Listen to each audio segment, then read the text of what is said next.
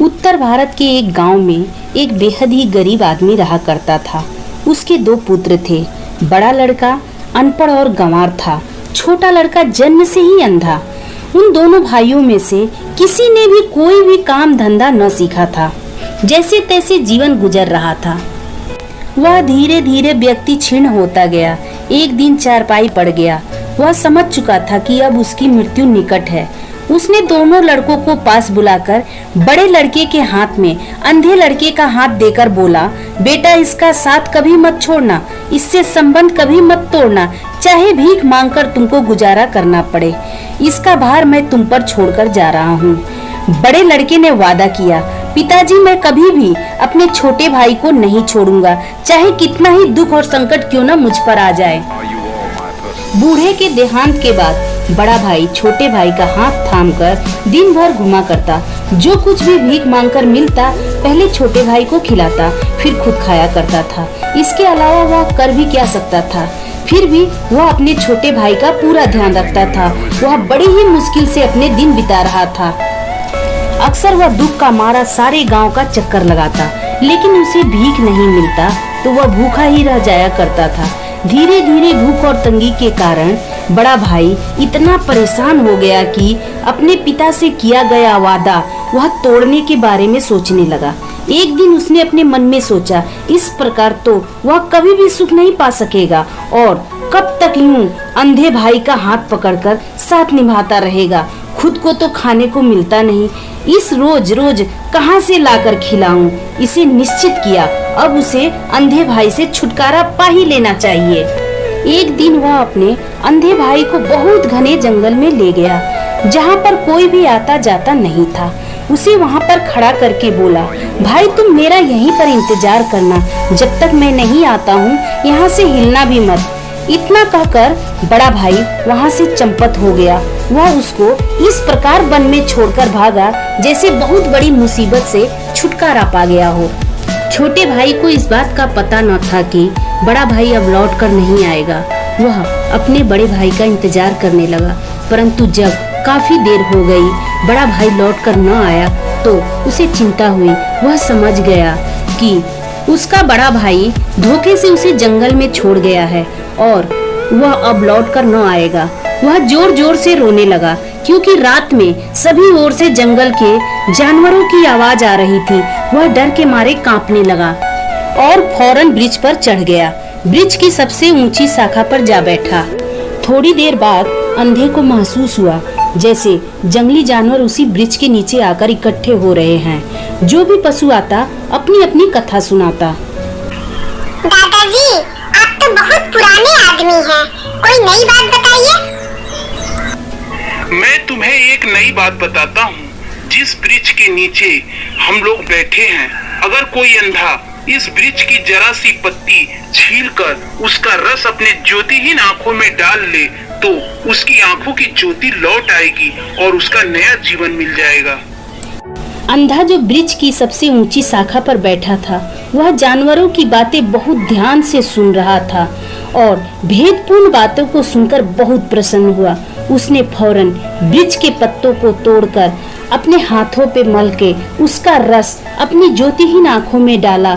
रस पड़ते ही अंधेरापन दूर हो गया। अंधे को ऐसा लगा जैसे उसकी दुनिया बदल गई हो। उसकी आंखों की खोई हुई ज्योति लौट आई थी।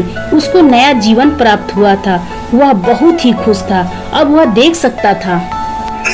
मैं जो राज जानता हूँ उसके आगे ये कुछ भी नहीं है।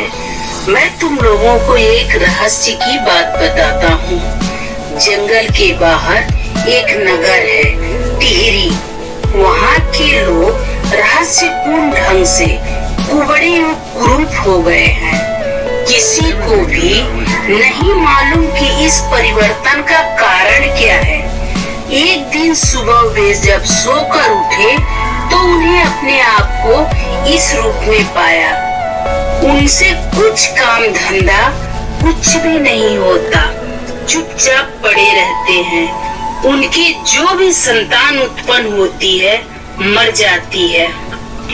भाई, इस मुसीबत से छुटकारा पाने का क्या उपाय है? यह एक बहुत ही रहस्यमयी बात है जिसे मेरे सिवा कोई नहीं जानता।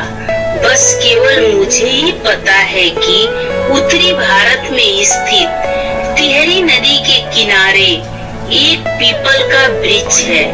उस वृक्ष के कटोर में एक काला सांप रहता है।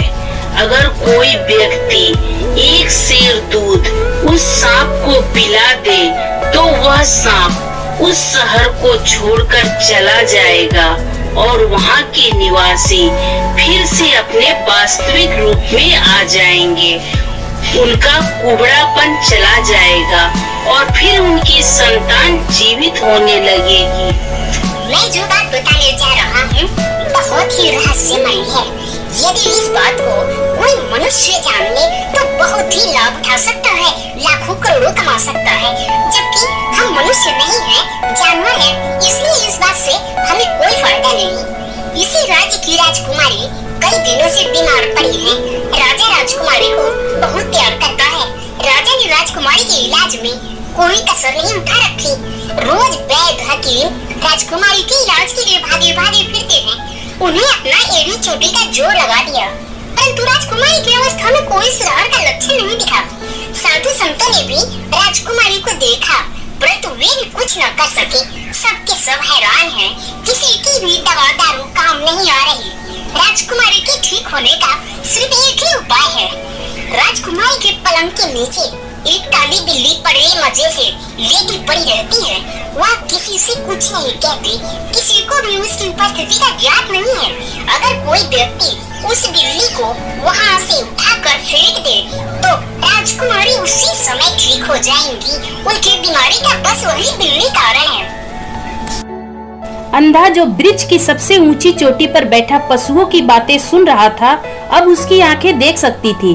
उसने जब देखा सब जानवर वहां से चले गए हैं तो वह नीचे उतर आया। पहले वह उसी नगर की तरफ चल पड़ा जहां पर रहस्यपूर्ण परिवर्तन वाली घटना घटी थी। हे नगरवासियों, तुम्हारे कुबड़े और कुरूप होने का क्या कारण है?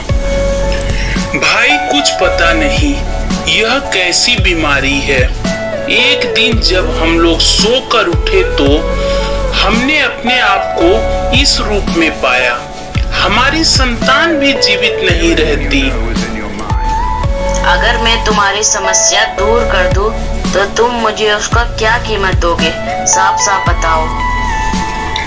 अगर तुम नगरवासियों को इस भयंकर और आश्चर्यजनक रोग से मुक्त करा दो तो इससे ज्यादा खुशी की बात क्या हो सकती है। सारी जनता दुखी है। तुम्हें जितना धन चाहिए ले जा सकते हो। अच्छा, अब तुम लोग अपने अपने घर लौट जाओ। कल सुबह तक तुम अपने बीमारी से मुक्त हो जाओगे। वे उससे काफी हद तक प्रभावित हो चुके थे। उन्हें आश्चर्य भी हो रहा था कि यह लड़का किस प्रकार उन्हें भयानक रोग से मुक्ति दिलाएगा। यही सोचते हुए वे अपने अपने घरों को लौटने लगे। जब सभी लोग लौट गए तो उसने एक बड़े से बर्तन में बाजार से दूध लिया और उत्तर की ओर बढ़ने लगा, जहाँ पर वह काला नाग होने की बात कही गई थी। चलते चलते शाम तक वह टिहरी नदी के तट पर पहुंच गया। उसी नदी के किनारे उसे पीपल का वृक्ष दिखाई दिया। वह उस वृक्ष के नीचे दूध का बर्तन रखकर हाथ जोड़कर बैठ गया। थोड़ी देर बाद काला सांप ने सारा दूध पिया और फिर एक तरफ चल दिया। लड़के ने सांप को जाते देखा और प्रसन्न हो उठा। वह वापस शहर की तरफ चल पड़ा। सुबह तक लगातार चलते चलते वह फिर शहर के मध्य जा पहुंचा। लोग सोकर उठे थे और अपने वास्तविक रूप में थे। उनका कुबड़ापन दूर हो चुका था। जनता खुश थी। चलते चलते वह उस नगर से राजमहल में जा पहुंचा, जहां पर राजकुमारी कई दिनों से मूर्छित पड़ी थी। संतरी जी, आप सब इतने उदास क्यों हो?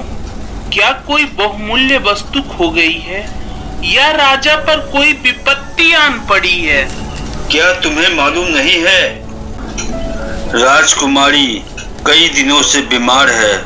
वैद्य हकीम लाख यत्न कर हार गए हैं, उनसे भी बीमारी का इलाज नहीं हो पाया है। राजकुमारी पल पल मृत्यु से जूझ रही है। राजा के साथ साथ जनता भी दुखी है। अगर मैं राजकुमारी को ठीक कर दूं, तो राजा मुझे क्या देंगे? जाओ राजा से पूछ के आओ। अरे मूर्ख बालक, क्या बकता है? क्या तुझे अपनी जान का भी डर नहीं? अगर तू राजकुमारी को ठीक न कर पाया तो अपनी जान से हाथ धो बैठेगा। जिस मर्ज का इलाज बड़े बड़े विद्वान न कर सके, तू क्या करेगा? जा, भाग जा, नहीं तो मारा जाएगा। सिपाहियों, उसे अंदर आने दो, उसे भी अपना भाग्य आजमाने दो। शायद इसी के हाथों मेरी बेटी ठीक हो जाए। नौजवान, यदि तुमने मेरी बेटी को ठीक कर दिया तो तुम्हें आधा राजपाट और मैं अपनी लड़की से तुम्हारी शादी करवा दूंगा। तुम्हें मंजूर है तो अंदर चल के हमारी बेटी को देख लो।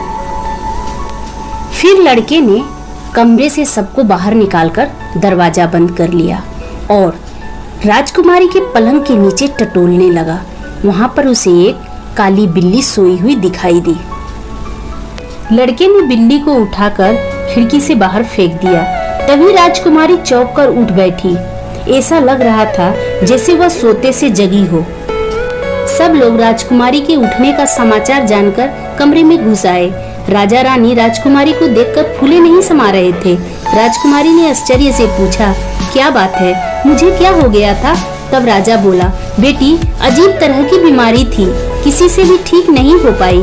तब इस लड़के ने आकर तुम्हें इस बीमारी से छुटकारा दिलाया और तुम्हारी जान बचाई। परंतु इसकी एक शर्त थी, अगर यह तुमको ठीक कर देगा तो तुम इसकी हो जाओगी, यह तुमसे शादी कर लेगा। राजा इतना कहकर चुप हो गया। राजकुमारी भी लड़के के गुण व रूप को देखकर मुग्ध हो गई थी। राजा ने बड़ी धूमधाम से उनकी शादी करवा दी। भिखारी लड़का राजकुमार बन गया। राजकुमारी सदा के लिए उसकी हो गई।